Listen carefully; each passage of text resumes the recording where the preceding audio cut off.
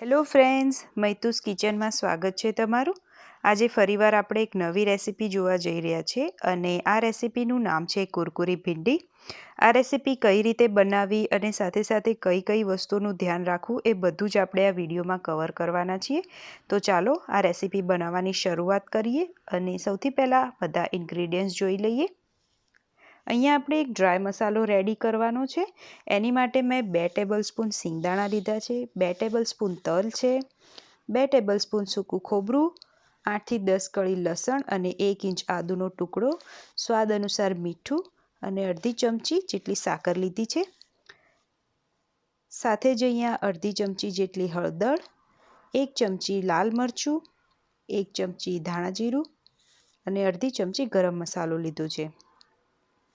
આ બધા જ ઇન્ગ્રેડિયન્ટ્સ આપણે મિક્સર ગ્રાઇન્ડરમાં મિક્સ કરીને એક સારું અને કરકરું એવું વાટણ રેડી કરવાનું છે, જે આપણે રેડી કરી લઈએ।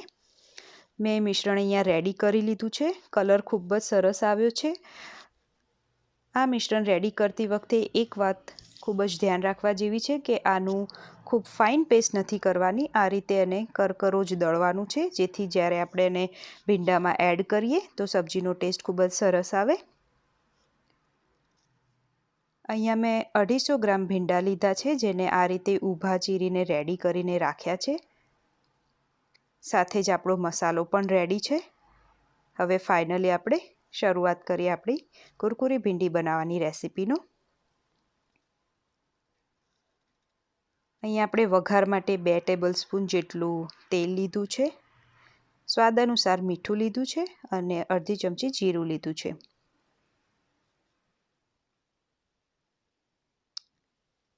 કઢાઈમાં સૌથી પહેલાં આપણે તેલ એડ કરી લઈશું।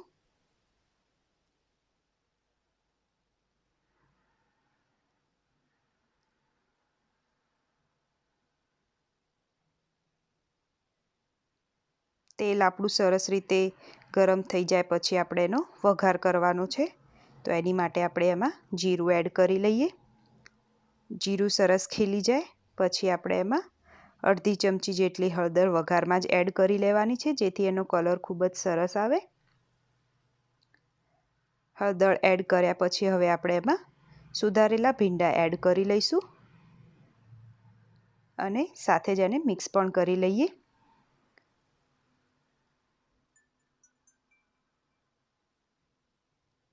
એક વાતનું ખૂબ જ ધ્યાન રાખવાનું છે કે આપણે ભીંડા ઢાંકીને ચડાવવાના નથી, આપણે ખુલ્લા જ ચડાવવાના છે। એક ખૂબ જ સરસ ટીપ છે જે યુઝ કરવા જેવી છે કે ભીંડા ઓલવેઝ આપણે એને ખુલ્લા રાખીને ચડાવવાના, જેથી ચીકણા ના થાય। જો તમે ઢાંકીને ચડાવશો તો ભીંડા ચીકણા થઈ જશે। હવે આપણે એને 5 થી 7 મિનિટ માટે ચડવી લઈએ। ભીંડા ચડી જાય પછી જ આપણે આગળની પ્રોસેસ કરીશું। વચ્ચે વચ્ચે આ રીતે એને મિક્સ કરતું રહેવાનું છે।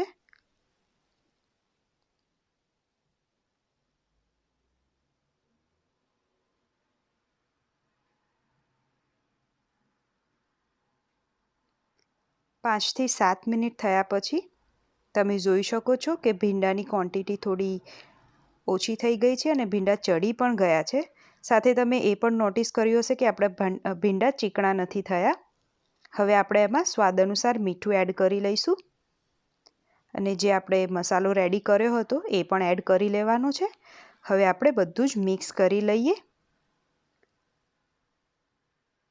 આ મસાલો જો તમારે ભરેલા ભીંડામાં યુઝ કરવો હોય તો પણ કરી શકો છો, સેમ જ પ્રોસેસ છે, પણ અહીંયા આપણે કાપીને યુઝ કર્યા છીએ। બધું જ સરસ રીતે મિક્સ કરી લઈએ અને ફરીથી આપણે આ મસાલાને ભીંડા સાથે 2 થી 3 મિનિટ માટે ચડવા દઈશું, જેથી એનો ટેસ્ટ સરસ ભીંડામાં બેસી જાય।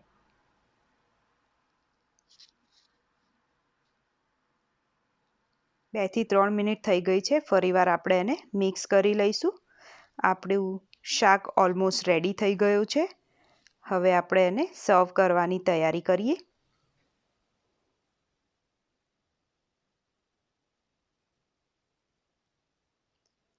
તમે જોઈ શકો છો આપણી કુરકુરી ભીંડી એકદમ રેડી થઈ ગઈ છે અને મસાલાનું પ્રમાણ ભીંડા સાથે ખૂબ જ સરસ એડજસ્ટ થઈ ગયું છે। આ રેસીપી ખૂબ જ ટેસ્ટી અને ખૂબ જ ઇઝી પણ છે. તો આ રેસીપી જરૂરથી ટ્રાય કરજો અને સાથે સાથે જ મારી રેસીપી એટલે કે મારી ચેનલ મૈતુસ કિચનને સબસ્ક્રાઈબ કરવાનું ભૂલતા નહીં. સાથે સાથે જ આ રેસીપીને લાઇક અને શેર કરવાનું પણ ભૂલતા નહીં.